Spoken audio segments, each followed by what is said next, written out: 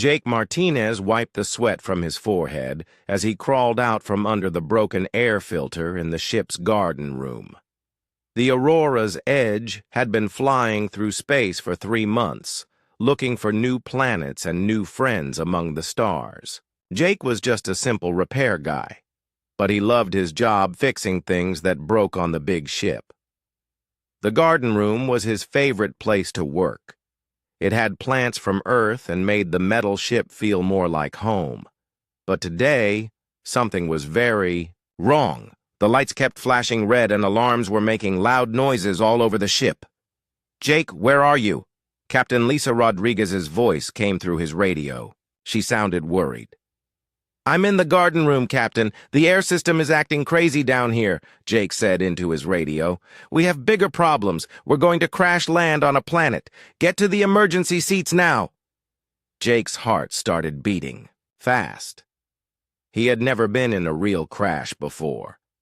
He quickly packed his tools and ran toward the door. But then the ship shook so hard that he fell down. All the lights went out for a moment. When the lights came back on, Jake found himself on the floor with dirt and broken plant pots all around him. His head hurt, but he seemed okay. The ship was not moving anymore. They had landed. Hours later, Jake learned they had crashed on a planet called Xerion Prime. The good news was that aliens lived here, and they seemed friendly. The bad news was that the crash had broken many important parts of the ship. Captain Rodriguez, Commander Rick Thompson, and Dr. Amy Chen were meeting with the alien leaders. The aliens called themselves the Kithara. They looked like big cats that could walk on 2 legs. They had fur in different colors and wore fancy clothes with shiny stones. Jake was not important enough to join the big meeting. Instead, he had to fix the ship's air system so everyone could breathe properly. The crash had damaged the main air maker in the garden room. "This will take hours to fix," Jake said to himself as he looked at the broken machine. Wires were hanging out everywhere, and some parts were completely smashed. He worked for a long time, trying to connect the right wires and replace the broken pieces. The sun outside was getting lower in the sky. Most of the crew was still in the meeting with the aliens. Jake was almost finished when he heard a strange sound from outside. It sounded like singing, but not quite like human singing. He looked out the big window and saw a beautiful garden with plants that glowed in different colors. "Wow," he whispered. The alien plants were amazing. Some had flowers that changed from blue to purple to pink. Others had leaves that sparkled like diamonds. But then Jake remembered he still had work to do. The air system was only half fixed. If he did not finish soon, everyone on the ship might have trouble breathing. He went back to work, but the singing sound kept getting louder. It was very pretty and made him feel calm. Jake found himself humming along as he worked. Then the air system made a loud bang and sparks flew everywhere. Jake jumped back just in time to avoid getting burned. "Great," he said. "Now I broke it even more." He looked at his tools and then at the smoking machine. This was going to be much harder than he thought. Maybe he needed a part from outside the ship. Jake looked out the window again at the glowing garden. There might be something out there he could use. Plants made oxygen, right? Maybe the alien plants could help him understand how to fix the air system. He knew he was not supposed to leave the ship without permission, but everyone else was busy with the important alien meeting, and this was an emergency. People needed air to breathe. Jake grabbed his tool bag and quietly opened the door that led outside. The alien air smelled sweet, like flowers and rain. It felt good to breathe after being stuck inside the broken ship all day. The garden was even more beautiful, up close. The plants seemed to dance in the gentle wind, and their glowing colors made everything look magical. Jake had never seen anything so pretty in his whole life. He walked deeper into the garden, looking for anything that might help him understand how these plants made such clean, sweet air. Maybe he could learn something that would help him fix the ship's air system. The singing sound was coming from somewhere ahead of him. Jake followed the sound, curious about what kind of alien could make such beautiful music.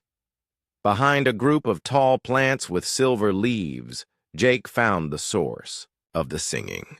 It was the most amazing creature he had ever seen. The creature looked like a big cat, but it was standing up like a person. Its fur was silver and seemed to shine with its own light. Blue stones were embedded in patterns along its arms and face. It was about the same size as Jake, maybe a little taller.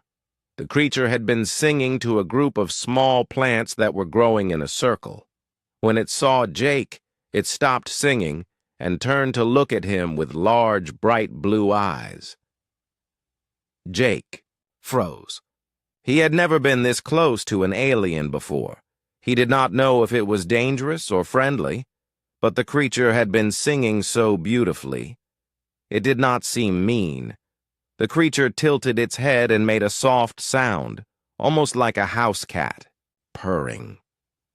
It took a step toward Jake, moving in a graceful way that reminded him of dancers he had seen on Earth. Jake's fear started to go away. The creature seemed curious about him, just like he was curious about it. Maybe they could be friends. The creature came closer and sat down in front of Jake, just like a cat would do. It was still making the soft purring sound. Its blue eyes looked kind and intelligent. "Hello," Jake said quietly. "I'm Jake. I'm sorry for interrupting your singing. It was very beautiful." The creature tilted its head the other way, as if trying to understand his words. Then it did something that surprised Jake completely. It rubbed its head against Jake's hand, just like his old cat Whiskers used to do back on Earth. Without thinking, Jake started scratching behind the creature's ears, the same way he used to pet Whiskers. The creature's purring got louder, and it seemed very happy. Jake smiled. Maybe aliens were not so different from Earth animals after all. This one seemed to like being petted just like cats back home. But then something changed. The creature suddenly stopped purring and made a loud hissing sound. Its eyes went wide, and it looked shocked. Before Jake could understand what was happening, the creature jumped forward and knocked him to the ground. Jake found himself on his back with the alien creature on top of him, its face very close to. Jake's heart was beating so fast he thought it might explode. Was the creature going to hurt him? Had he done something wrong? But instead of attacking him, the creature started purring again, even louder than before. It looked into Jake's eyes and said something in a language he could not understand. The word sounded important, like a promise or a vow. "Jake! Where are you?" Captain Rodriguez's voice came from far away. She sounded worried and angry. The creature's ears twitched at the sound. It looked toward the ship and then back at Jake. It said something else in its alien language. But this time it sounded almost like it was claiming something. Jake heard footsteps running toward them. The captain and the other crew members were coming to find him. "I'm here," Jake called out, his voice shaking. "I'm okay."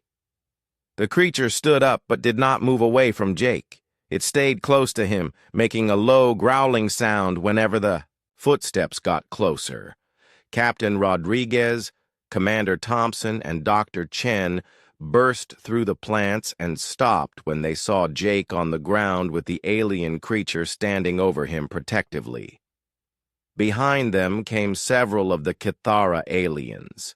From the meeting, they were all talking in loud, excited voices in their own language. One of the Kithara, who was wearing the fanciest clothes, stepped forward. She looked very important and very angry. "What has your crew member done?" she asked in English, her voice cold as ice. Captain Rodriguez looked from Jake to the angry alien leader and back again. Jake was still sitting on the ground, and the silver-furred creature was standing next to him like a guard dog. "I don't understand," Captain Rodriguez said carefully. "What exactly happened here?"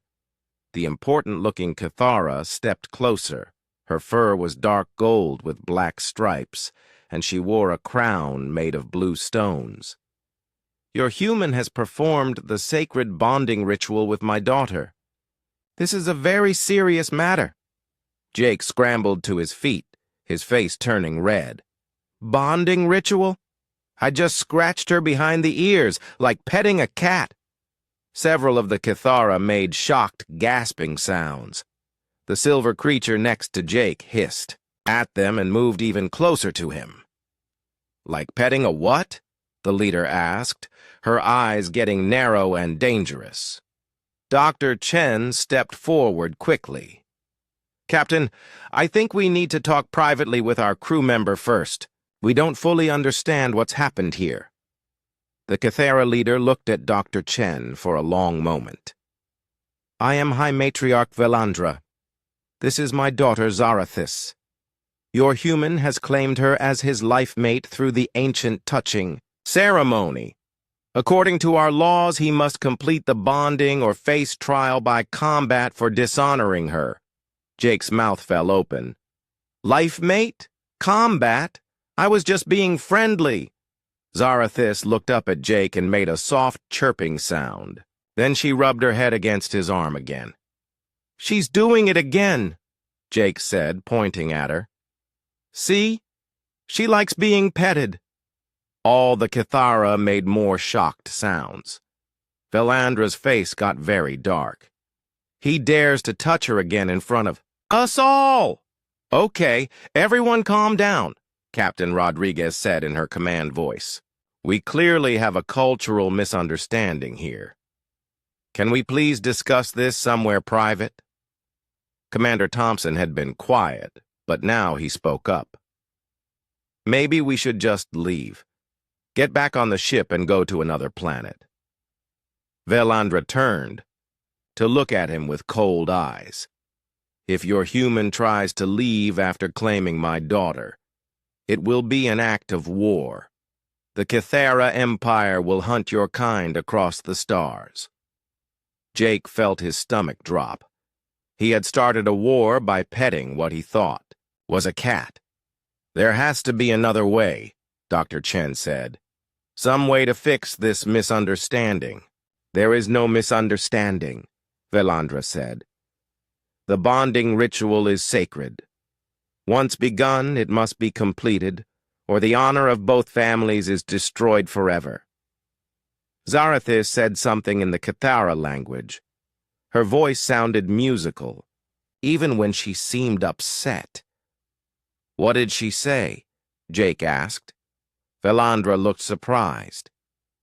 "She said you smell like kindness and have gentle hands. She wants to know why you seem afraid of her now." Jake looked down at Zarathis. Her big blue eyes did look hurt and confused. "I'm not afraid of you," he said softly. "I just don't understand what's happening." Zarathis chirped again and gently touched Jake's hand with one furry finger. "She asks if you reject her as unworthy," Velandra translated, her voice still cold. "No," Jake said quickly. "You're beautiful. I mean, she's beautiful. I don't know anything about your culture. I didn't know I was doing anything special." Captain Rodriguez rubbed her forehead. "High Matriarch, is there some way we can learn more about your customs? Maybe find a solution that honors your daughter without forcing our crew member into something he doesn't understand." Velandra thought about this for a moment. "Your human may stay on our ship for 3 days. He will learn our ways. Zarathis will teach him. At the end of 3 days, he must choose. Complete the bonding ceremony or face me in combat." "Combat?" Jake squeaked. "With you?" "I am the champion of my people," Velandra said with a scary smile. No human has ever survived combat with a Cathara warrior. Commander Thompson stepped closer to Captain Rodriguez. Captain, we can't let them take Jake. This is crazy. But Jake was looking at Zarathis again. She was watching him with those big eyes, and she looked so hopeful. She had been singing so beautifully in the garden. She did not seem mean or dangerous, just different. I'll do it, Jake said quietly. Jake, no, Captain Rodriguez said. We'll find another way. Captain, if I don't try, we might have a war, and it's my fault this happened. Jake looked at Zarathis again. Besides, maybe it won't be so bad. Maybe I can learn something. Zarathis made a happy purring sound when Jake agreed. She gently took his hand in her furry paw. It is decided, Velandra said. Jake Martinez will come with us. Your ship may remain here, but no one else may leave it without permission. Dr. Chen stepped forward. Can I come too? As a cultural observer? I'm a scientist. I want to learn about your people. Velandra looked at her for a long moment. You may come, but you will not interfere with the bonding process. As they walked toward the Cathara ship, Zarathis stayed close to Jake. She kept making soft sounds and pointing at different things, like she was trying to teach him words in her language. The Cathara ship was amazing. It was made of some kind of white stone that glowed softly in the dark. Inside, everything was carved with beautiful patterns, and there were plants growing everywhere. Your ship is beautiful, Jake told Zarathis. She made a pleased, chirping sound and said something. In Cathara, she says thank you. And that beauty shared is beauty doubled, Velandra translated. She still did not sound very happy about the situation. They gave Jake a room next to Zarathis's room. It had a bed that was more like a large cushion on the floor, and the walls were covered with soft fur. It was actually quite comfortable. Dr. Chen got a room down the hall. Before she left, she whispered to Jake, "Be careful. Try to learn as much as you can about their culture. I'll do research and see if I can find another solution." That evening, Zarathis came to Jake's room carrying a tray of food. The food looked strange, but smelled good. There were fruits that glowed softly and some kind of meat that tasted like chicken. While they ate, Zarathis tried to teach Jake some basic Cathara words. Keth, she said, pointing to the fruit. Keth, Jake, repeated, and she made a happy sound. Thylar, she said, pointing to herself. Thylar means you or Cathara? She shook her head and pointed to herself again. Thylar, Zarathis Thylar. Oh, Thylar means female. You're a female Cathara. She nodded and purred. Then she pointed to Jake. Thylar? Jake shook his head. No, I'm, He did not know the Cathara word for male. Zarathis seemed to understand. She said a different word and pointed to him. They spent the evening like this, learning basic words and trying to communicate.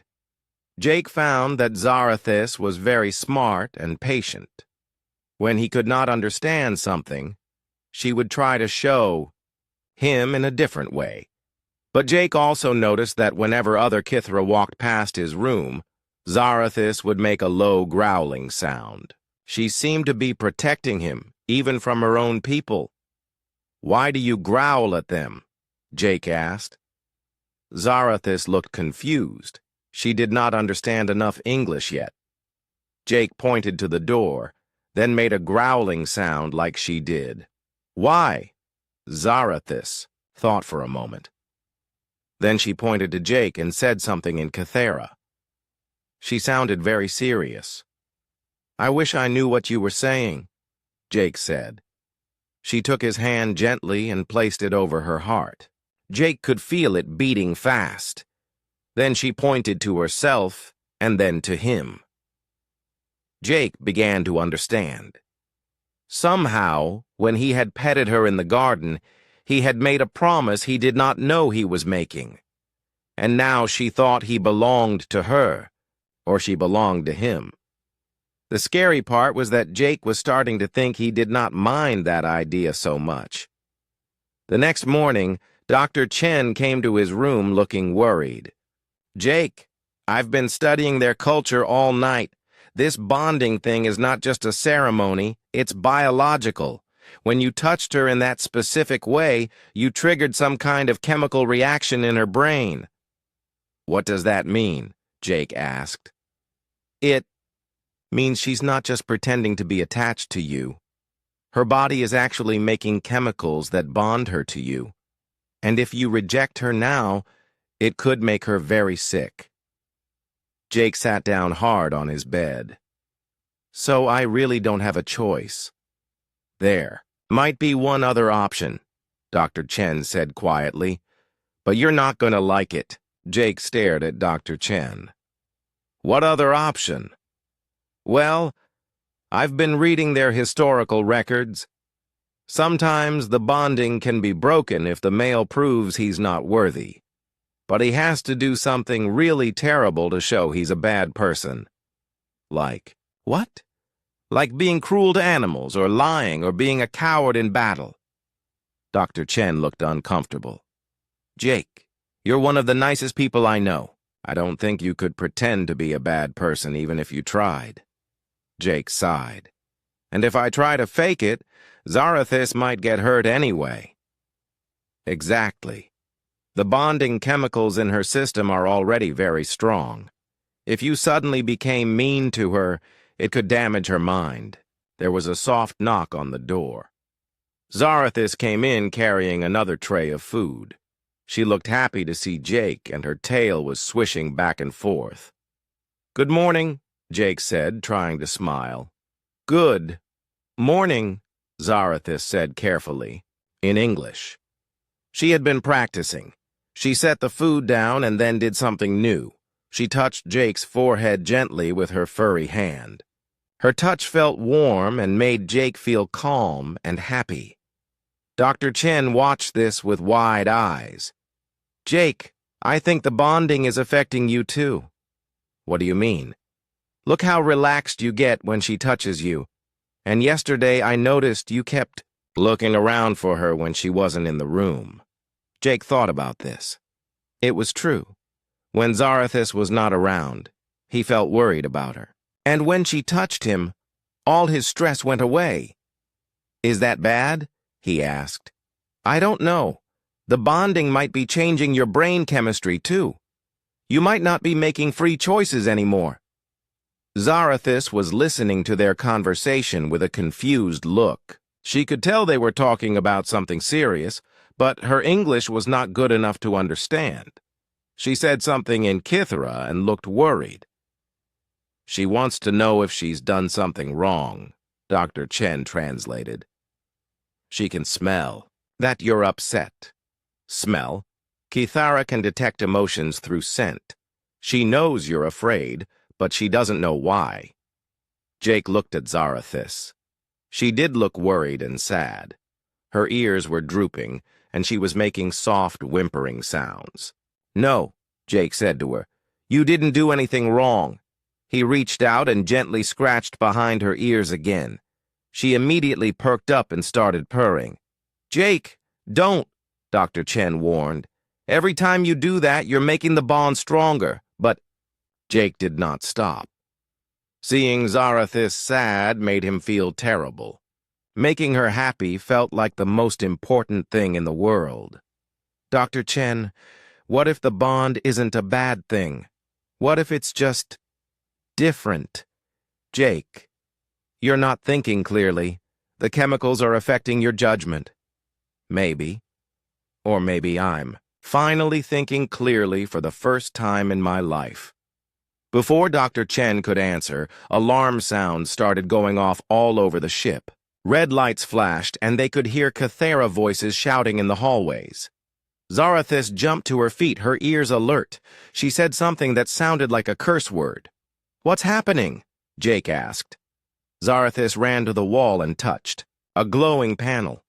A screen appeared showing the space around the planet. Jake could see several large, dark ships approaching. "Drakmor," Zarathis said, and she sounded scared. Dr. Chen's face went pale. "The Drakmor are the enemy species the Cathara told us about. They're at war with them." More alarm sounds came from outside. Jake could hear heavy footsteps running past their door. Zarathis grabbed Jake's hand and started pulling him toward the door. "Where are we going?" he asked. She said something in Kithara, but Jake could tell from her tone that they needed to move fast. They ran through the hallways of the ship. Other Kithara were running too, all heading in the same direction. Jake saw that they were all carrying weapons, long curved swords that glowed with blue light. They reached a large room that looked like a command center. Velandra was there, standing in front of a big screen that showed the enemy ships getting closer. When she saw Jake and Dr. Chen, she frowned. "You should not be here. This is a war council." "Mother," Zarathis said in English. "Jake, my mate. He stays with me." Velandra's eyes went wide. "You claim him as mate already? Before the ceremony?" Zarathis lifted her chin proudly.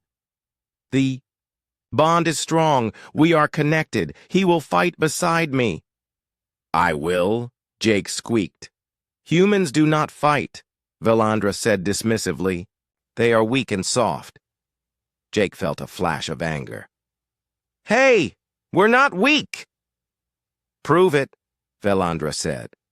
"The Drakmor ships will be here in 1 hour. Can your ship fight?" Dr. Chen spoke up. "Our ship has weapons, but they're not very powerful. We're explorers, not warriors." "Then you will die with us," Velandra said simply. Jake looked at the screen showing the approaching enemy ships. There were 5 of them, and they were huge. The Aurora's Edge and the Cathara ship would be badly outnumbered. "What if we worked together?" Jake asked. "Combined our ships somehow?" Velandra laughed, but it was not a happy sound. "Human technology and Cathara technology are completely different. They cannot be joined." "Maybe they can," Jake said, getting excited. "I'm an engineer. I fix things and make them work together. Let me try." "There is no time," Velandra said. "Then we better work fast." Jake turned to Zarathis. "Can you help me get to my ship?" Zarathis nodded immediately. "I go where you go." Velandra looked, angry. "Zarathis, you are needed here. You are one of our best fighters." "My place is with my mate," Zarathis said firmly. Jake felt a warm feeling in his chest when she called him her mate. The bond was definitely affecting him, but right now he did not care. He had an idea that might save everyone. "Dr. Chen, can you stay here and help translate? I need to understand how their weapons work." "What are you planning, Jake?" Dr. Chen asked. "I'm going to try to connect our ship's computer systems. If we can share information instantly, we might be able to coordinate our attacks better." Velandra looked thoughtful. "You think this will help us win?" "I don't know, but doing nothing definitely won't help us win." Zarathis was already moving toward the door. "We go now. Time is short." Jake followed her, his mind racing with ideas. He had worked with alien technology before, during the first contact meetings. Maybe human and Cathara systems were not so different after all. As they ran through the ship toward the docking bay where the Aurora's edge was connected, Zarathis suddenly stopped and grabbed Jake's arm. "Jake," she said in careful English, "if we die today, I want you to know.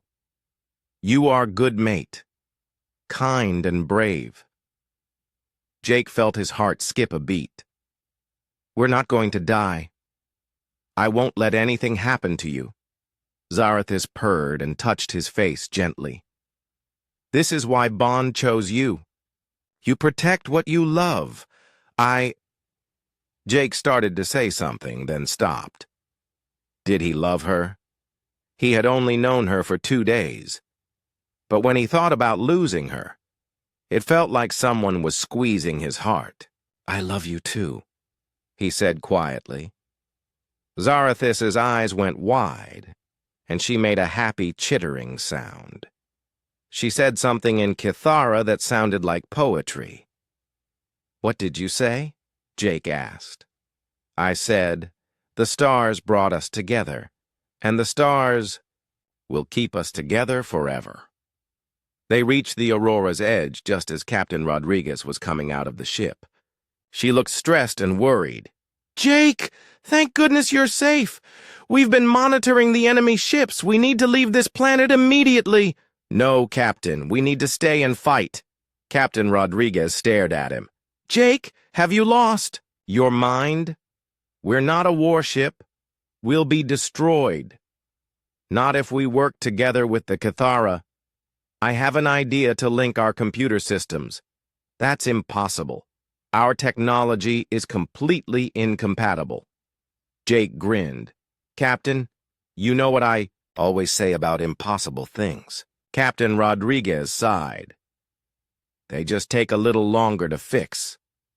"Exactly. Now let me get to work. We have about 40 minutes before those ships get here." As Jake ran toward the ship's computer room, Zarathis close behind him, he felt something he had never felt before. He was not just fighting for humanity or for the Kithara. He was fighting for his family. Because somehow, in just 2 days, that's what Zarathis had become to him. Jake's fingers flew over the computer controls as he tried to understand how the Kithara ship's systems worked. Zarathis sat beside him, pointing at different symbols on the screen and telling him what they meant. "This one controls weapons," she said in careful English. "This one controls shields. And this one?" Jake pointed to a symbol that looked like a spiral. "Communications. All ships talk through this." Jake's eyes lit up. "That's perfect. If I can connect our communication system to yours, we can share targeting information instantly." Captain Rodriguez came into the computer room with Commander Thompson. "Jake, we have 30 minutes before the enemy arrives. How's it going?" "I think I figured out how to make a basic connection, but I need someone on the Kithara ship to help me test it." "I go," Zarathis said immediately.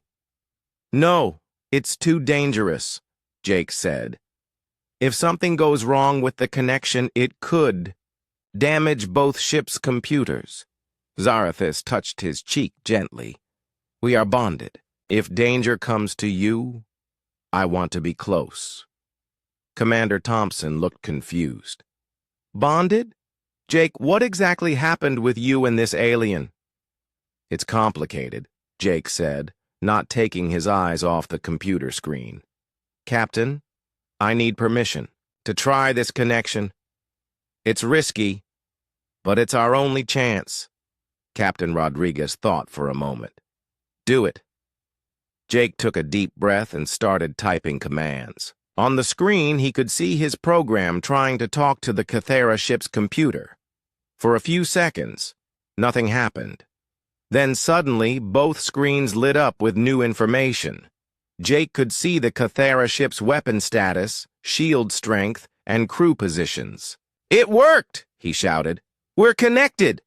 Zarathis made excited chirping sounds and hugged Jake. "You are very clever, mate." Commander Thompson raised his eyebrows. "Mate?" "Again, it's complicated," Jake said quickly. "Captain, we need to get..." Back to the Kithara ship. The real work starts now. They ran back through the connecting tunnel between the ships. Jake carried a portable computer that would let him control both ships' systems from one place. In the Kithara command center, Velandra was staring at her screens in amazement. How did you do this?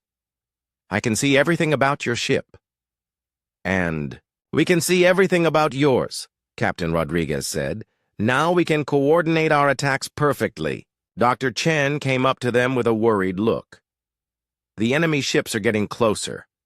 And there's something else. I've been analyzing their signals. I think they're planning to land troops on the planet. Land troops for what? Jake asked. Velandra's face went dark. They want to capture our young ones. Kithara cubs bring high prices as slaves in the outer systems.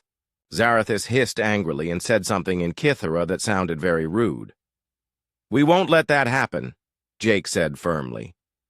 How can we stop 5 warships? Velandra asked.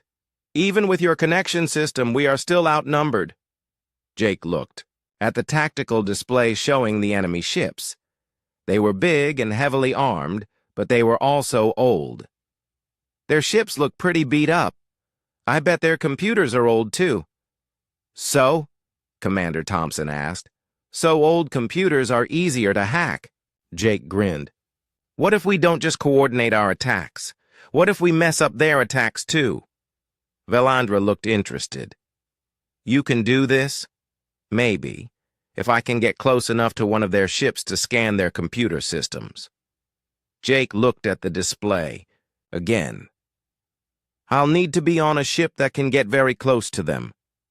The fastest ship we have is a scout fighter, Velandra said, but it only holds 2 people and it has no shields. I'll take it, Jake said. No!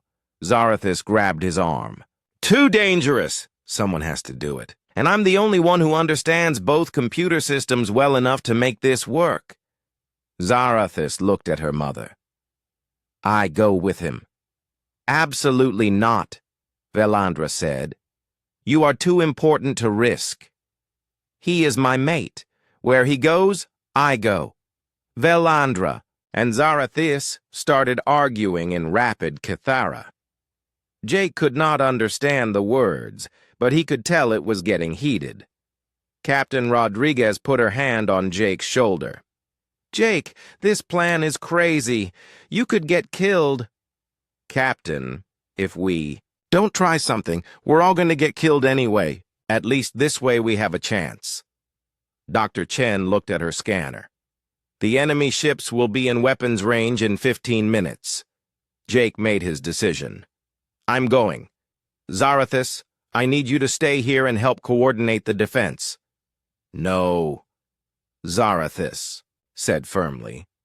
Bondmates fight together. This is our way. She turned to her mother and spoke in Kithara. Her voice was calm but determined. Jake could tell she was not going to change her mind. Velandra listened to her daughter and then sighed. She says the bond has made you part of our family, and family protects family, even if it means dying together. Jake felt a warm feeling spread through his chest. He had always wanted to be part of a real family. Okay, he said, we go together, but we're not going to die. We're going to win. 10 minutes later, Jake and Zarathus were sitting in the small scout ship, flying toward the enemy fleet. The ship was tiny compared to the big warships, but it was very fast. Zarathus was piloting, her hands moving over the controls with practiced skill. Jake was hunched over his portable computer, trying to prepare his hacking program. First ship coming up, Zarathus said. Very big, very scary. Jake looked out the window and gulped. The enemy ship was huge, covered with weapon turrets and armor plating.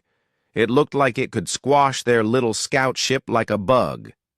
Get us close to their communication array, Jake said. I need to be within a few hundred meters to scan their systems. Zarathis nodded and dove the ship toward the enemy vessel. Immediately, alarm sounds started going off. The enemy had spotted them. "They're shooting at us!" Jake yelled as bright energy beams flashed past their ship. "I know," Zarathis said, spinning the ship in a crazy spiral that made Jake's stomach flip. "Hold on!" She flew the ship between the enemy's weapon turrets, using the big ship's own structure to hide from its guns. It was the most amazing piece of flying Jake had ever seen. "There!" Jake pointed to a cluster of antenna-like structures. "That's their communication array!" Zarathis flew straight at it, dodging energy beams and missile explosions. When they got close enough, Jake's computer started picking up signals from the enemy ship. "Got it," Jake said, typing frantically.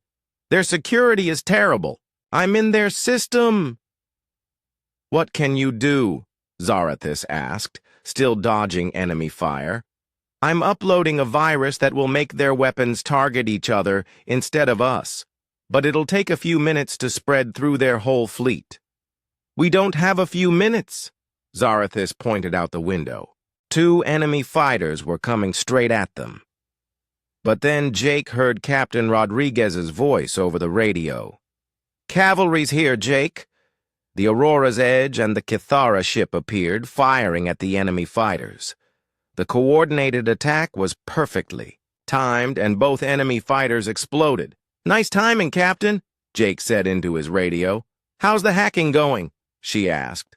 "Almost done. Just need 30 more seconds." Suddenly, the enemy ship they were hiding next to started firing its weapons. But instead of shooting at Jake's ship, it was shooting at the other enemy ships. "It's working!" Jake shouted. "The virus is spreading!"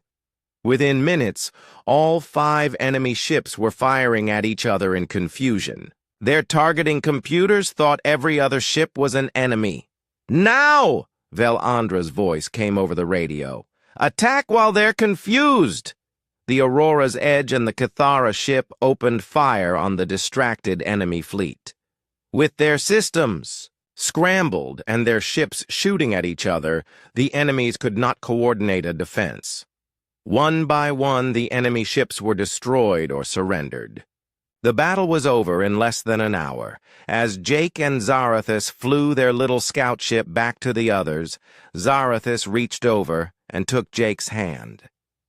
"You saved my people," she said softly. "You saved my world." "We saved them," Jake corrected. "We did it together." Zarathis purred and squeezed his hand. "Yes, together, like true bondmates." When they landed back on the Kithara ship, Velandra was waiting for them. She looked at Jake with new respect. "You have proven yourself in battle," she said formally. "You have shown courage, intelligence, and loyalty. You are worthy to be bonded to my daughter." Jake felt his heart racing. "Does that mean—" "It means, if you still want to complete the bonding ceremony, you have my blessing." Jake looked at Zarathis. She was watching him with hopeful eyes, her tail swishing nervously. "Do you want to?" he asked her. "More than anything," she said. "Do you?" Jake thought about his old life, fixing things on the ship, always alone. Then he thought about having Zarathis as his partner, exploring the galaxy together, protecting each other.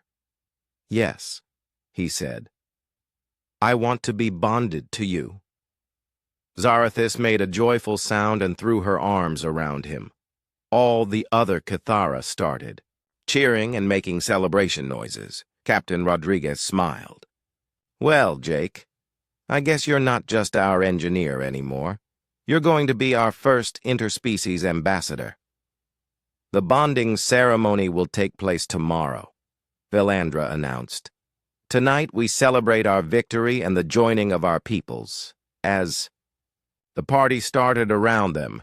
Jake held Zarathis close and realized that sometimes the best things in life happen when you least expect them. He had come to this planet to fix an air filter, and he was leaving with a mate, a new family, and a whole new future among the stars. The bonding ceremony took place on the planet's surface, in the same garden where Jake had first met Zarathis. The glowing plants seemed to shine even brighter than before, as if they were celebrating too. Jake wore traditional Kithara ceremonial, clothes that Velandra had given him. The fabric was soft and light, decorated with silver threads that matched Zarathis's fur. He felt a little silly at first, but when he saw how happy it made Zarathis, he decided he liked the outfit. Zarathis looked beautiful. Her silver fur had been brushed until it gleamed, and she wore jewelry made of blue stones that brought out the color of her eyes. Around her neck was a special collar that showed she was about to be bonded.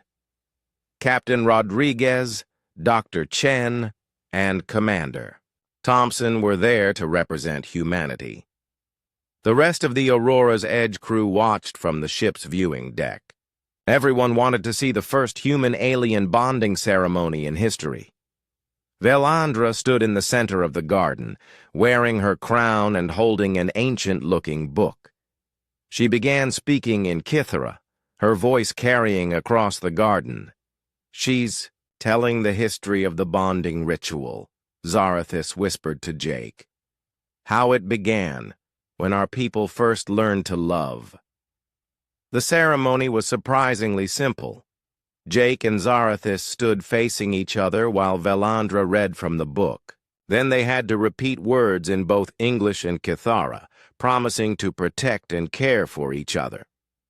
The most important part came at the end. Jake had to touch Zarathis behind the ears again, just like he had done in the garden 3 days ago. But this time, he understood what it meant. When Jake's fingers touched the soft fur behind Zarathis's ears, she began to purr so loudly that everyone could hear it. The sound was deeper and richer than before, full of happiness and contentment. "With this touch, I claim you as my mate," Jake said in careful Kithara.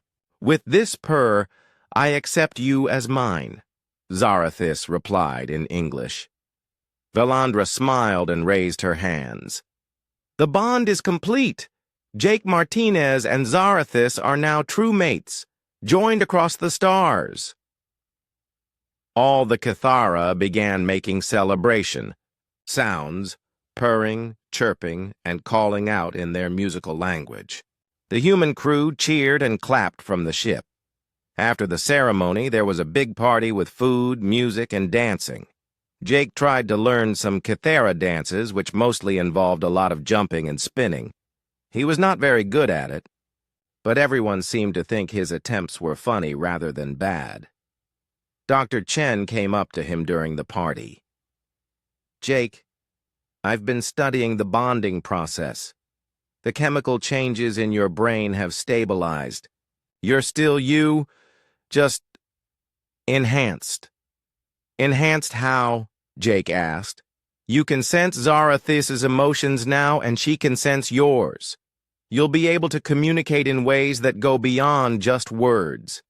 And the bond will make you both stronger and healthier." Jake looked across the party to where Zarathis was talking with some young Kithara. Even from far away, he could feel that she was happy and excited. It was like having a warm glow in his chest. "That sounds pretty good to me," Jake said. Captain Rodriguez joined them. "Jake, I hate to interrupt the celebration, but we need to talk about the future. The Kithara want to form an official alliance with humanity. They're offering to share their technology and help us explore this part of the galaxy." "That's great," Jake said. "They want you to be the human representative. You and Zarathis would travel between human and Kithara worlds, helping our peoples learn to work together." Jake felt a flutter of excitement.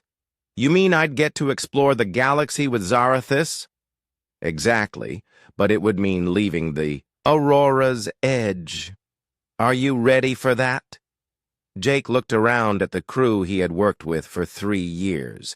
They had become like family to him. But when he felt Zarathis's happiness through their bond, he knew what his answer had to be. I'm ready, he said. This is what I want to do. Commander Thompson came over and slapped Jake on the back. Well, Martinez, you've gone from fixing air filters to being an interstellar diplomat. Not bad for a week's work. I'm still going to be fixing things, Jake said with a grin. Just different kinds of things now. Later that evening, Jake and Zarathis walked alone through the glowing garden. They had both changed out of their ceremony clothes and were wearing comfortable everyday outfits. Are you happy? Zarathis asked in English. Her English had gotten much better over the past few days. Very happy, Jake said. Are you? Instead of answering with words, Zarathis sent him a wave of pure joy through their bond. Jake felt it wash over him like warm sunshine. I love being able to feel what you feel, he said. It is the best part of bonding, Zarathis agreed. We will never be alone again. They sat down next to the same plants where they had first met. The plants seemed to recognize them and glowed a little brighter. Zarathis, can I ask you something? Jake said. Always. That first day when you came up to me in the garden, did you know what would happen if I touched you? Zarathis was quiet for a moment. Yes and no. I knew the ritual, but I also knew you were different from other humans. Different how? You were kind to the small creatures on your ship. I watched. You feed the plants and talk to them gently. Most beings only care for their own kind. But you cared for all living things. Jake felt touched. You chose me. The bond chooses. But yes, I hoped it would choose you.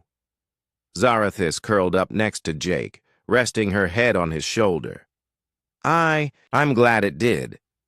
6 months later, Jake and Zarathis had their own ship, a joint human Kithara design that combined the best technology from both species. Jake had helped design the engineering systems, while Zarathis had worked on the weapons and navigation.